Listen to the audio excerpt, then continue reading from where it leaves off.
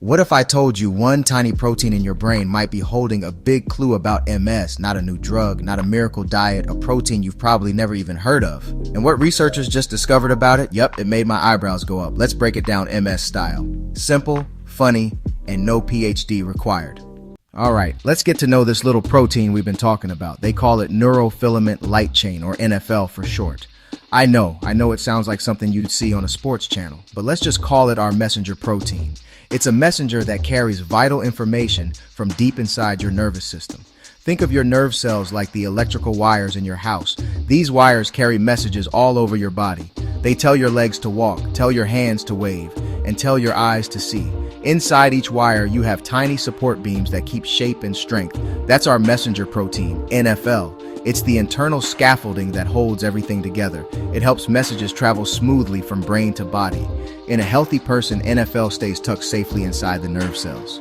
When a nerve cell gets damaged, if a wall crumbles, the support beams break and fall. The same thing happens to nerve cells. When injured, the cell wall can break and NFL leaks out. It spills into the fluid around the brain and spinal cord, and from there, it moves into the bloodstream. And that, my friends, is the secret. That is how this hidden protein becomes a messenger we can finally hear. For a long time, scientists knew this was happening, but they could only find it by doing a spinal tap, which can be an invasive and uncomfortable procedure. But here is the big reveal.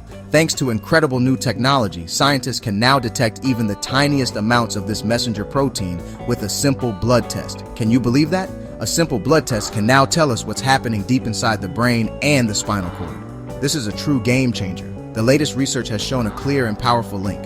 When MS is causing new damage to nerves, the level of this messenger protein in the blood goes up. What's even more incredible is what the timing of this signal tells us. In many cases, the protein level started to rise weeks or even months before a person started to feel new symptoms. It's like finally finding the smoke that tells you where the fire is, a quiet alarm bell ringing to let doctors know that trouble is brewing under the surface. Could this help diagnose MS earlier? Could it reveal a relapse before symptoms hit? Could it improve treatment personalization?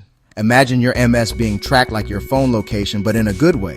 If my neurologist could get alerts like, your nerves are heating up again, that'd be amazing. This makes tracking what's happening in the nervous system easier, safer, and more accessible.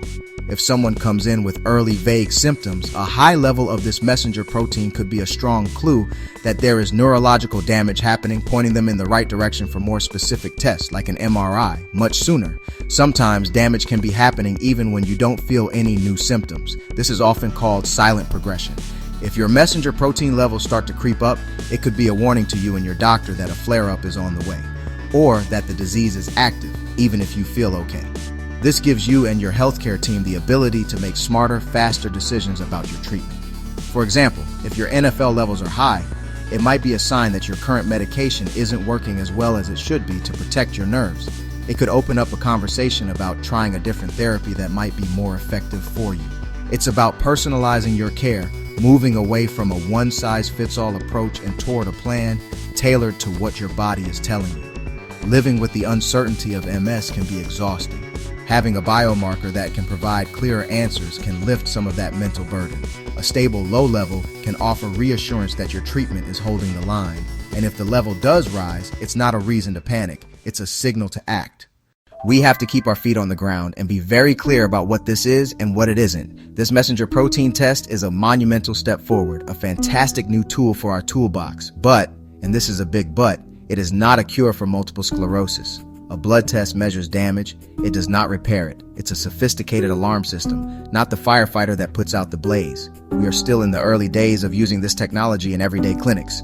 There is more work to be done in thousands and thousands of people to fully understand what the numbers mean. For instance, NFL levels can also be affected by other things like aging and other types of brain injuries.